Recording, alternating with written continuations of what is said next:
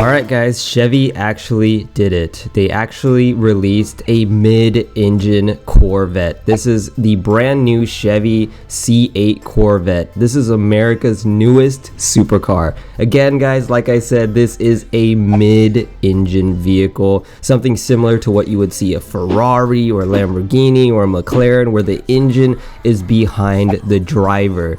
And the reason why they did this is because by just placing the engine instead of in the front, but in the middle of the car, engineers are able to balance the front and the rear weight and are able to maintain equal traction for all four wheels. This makes for an incredibly stable for cornering and handling. However, in comparison to those cars that I mentioned earlier, Ferrari, Lamborghini, McLaren, those cars are hundreds of thousands of dollars, even multi-million dollars depending on which one you look at.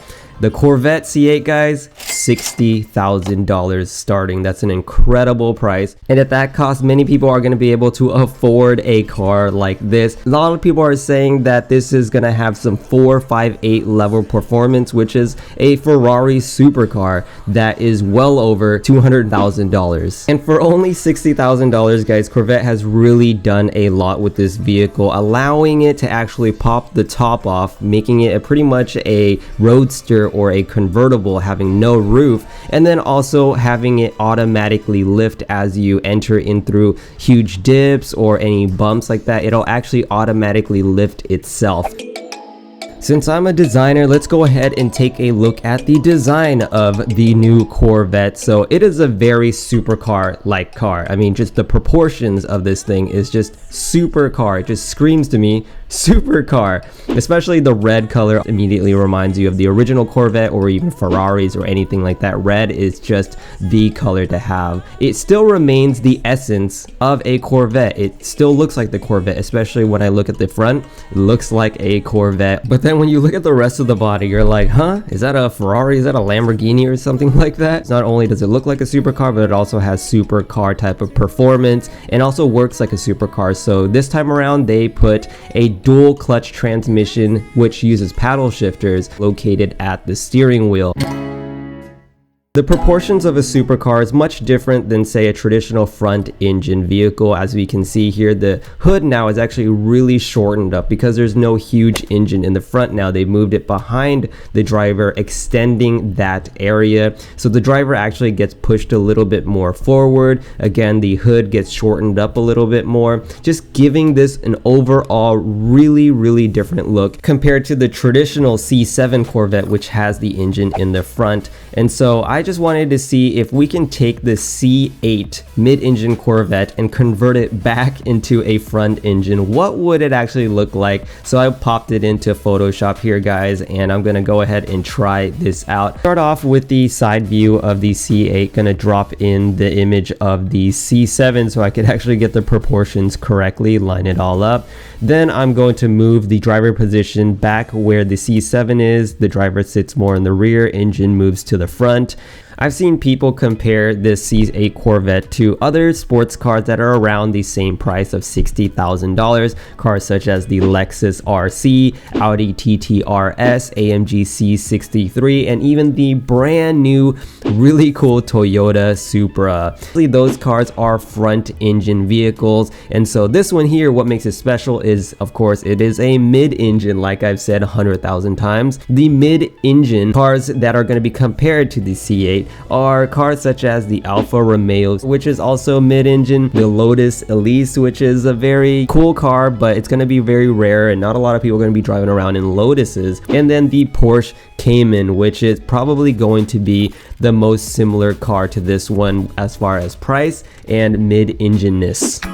So since the engine is in the front instead of in the rear, I'm going to go ahead and hide that rear intake on the side and move it to the front. Taking a look at the very unique design aspects of the C8 Corvette, a lot of people I know are going to remember the side air intake trim. Usually a trim like this people are going to remember, and it just makes the car very unique. It also breaks up all of that redness that we see, and it also has some type of a function, which is it hides the handle in the trim so that you don't actually see it and it doesn't actually break up any of the lines.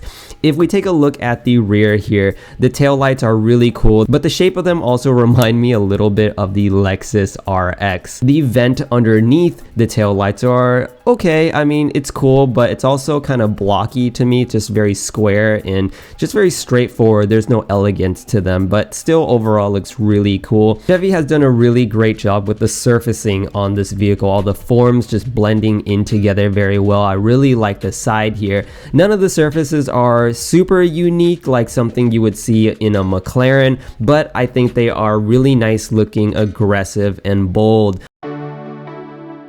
And hey guys, just a quick reminder, if you're still watching, thank you so much. Please go ahead and hit that like button. It'll really help me out for the YouTube algorithm so that many people can actually find this video. Smash that subscribe button as well. So let's jump right back in here with the photoshopping of the C8 Corvette, where again, we're making it a front engine car using the body style of the mid-engine C8 Corvette.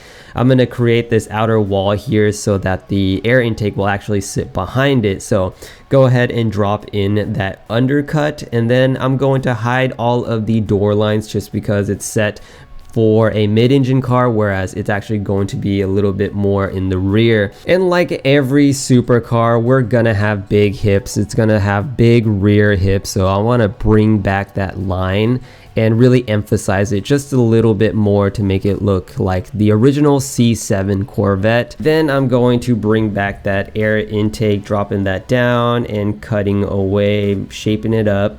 Boom and boom. Okay, it's looking pretty good so far. I'm not gonna do too much with this. It's not to spend too much time, but it seems like that the original C7, the wheels are a little bit larger.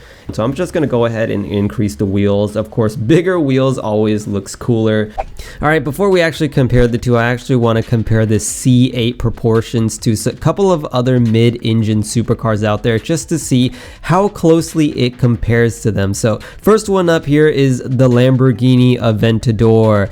And as we can see here, the Lamborghini has that very traditional Lamborghini type of style where the line of the hood actually goes straight up onto the windshield, creating a very wedge-like shape. It's very appealing. And the Corvette, we can see how it took some inspiration there with the side air intake trim. I can see where the Chevy designers took their inspiration there. So let's move on to the next one, the LaFerrari, legendary LaFerrari.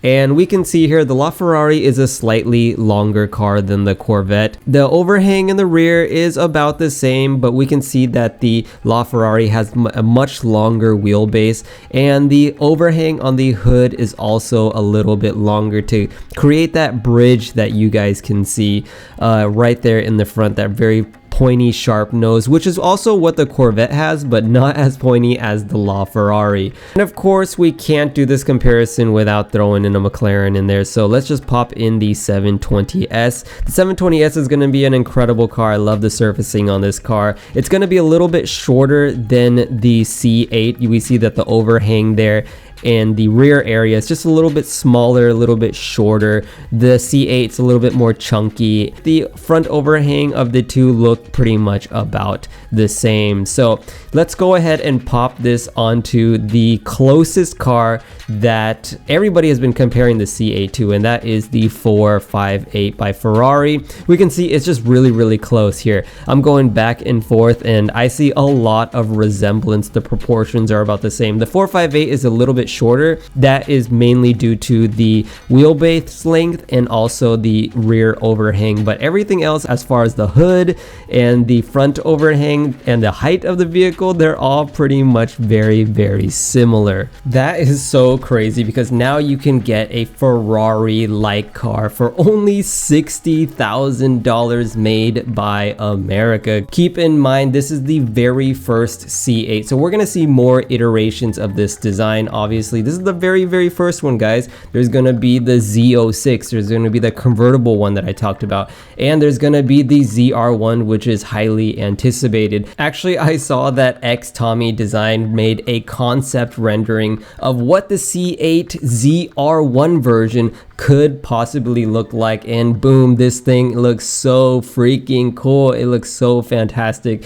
X Tommy did a great job. It's also really cool. He has also a 4x4 version, this one right here, and then also a shooting brake version, which is pretty fun there. Okay, let's go back and compare that front engine to the original mid-engine C8, and I guess that's what Corvette would make if they didn't decide to make a mid-engine vehicle. It'll take the same design cues, just make it front engine like what they always have done. But guys, I really like the mid-engine version. It literally looks like an everyday supercar that almost everyone can afford. Of course, I know probably half of you guys are thinking, what about the Ford GT, Jimmy? That's also mid-engine. The Ford GT is an incredibly awesome car. I love that car as well. But that car is very special, you know, it's limited numbers and it's gonna be an expensive car, whereas this one is gonna be the everyday supercar that many people would be able to afford. You know, guys, at first, to be honest with you, I didn't really like the C8. It didn't come off to me at first as a nice car, but after looking at it a while, it's really started growing on me to the point where now I just really like it. Would I get one myself? Maybe, if I was financially independent and I was already retired and I had nothing else to spend my money on, then probably. You know, guys, enjoying it, looking at these pictures, comparing them to other cars, that's the thing that I love doing. If you also like doing stuff like this and are interested in seeing more videos like this, definitely hit that subscribe button if you haven't already. Alright guys, my name is Jimmy and I'll catch you in the next video. Peace.